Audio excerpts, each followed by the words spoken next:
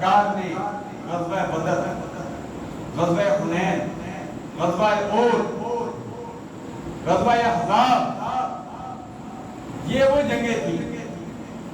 27 غزوات تھے اور 47 سرایہ تھے، جن کی تعداد تقریباً 74 بنتی ہے۔ غزوہ اسے کہتے ہیں بنفس نفی، جس میں سرکار خود تشریف فرما ہو، اور سرایہ اسے کہتے ہیں جس میں سرکار خود تشریف نہ لے جائیں، کسی کو سرپرست بنا کر، کمانڈر بنا کر اس کو بھیج دیں کہ آپ نے سرپرستی کرنی ہے۔ تو سرکار 27 غزوات میں خود شریک ہوئی ہے۔ غزوہ بدر ہے، غزوہ احد ہے۔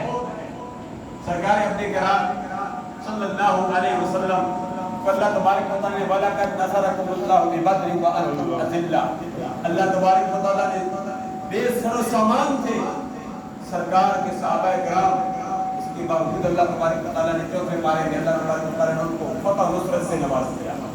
وَأَنْتُمْ أَذِلَّةٌ کا مطلب یہ ہے کہ آپ بے سر و سامان تھے، چند تلواریں، چند گھوڑے، اور تعداد بھی کم، 313۔ حق و باطل کا مارکا، ایک طرف حق والے، ایک طرف باطل والے، ایک طرف نور والے، ایک طرف نار والے۔ اللہ تبارک و تعالیٰ نے مسلمانوں کو فتح نصرت سے نواز دیا، اور کافروں کو اللہ تبارک و تعالیٰ نے شکست دی۔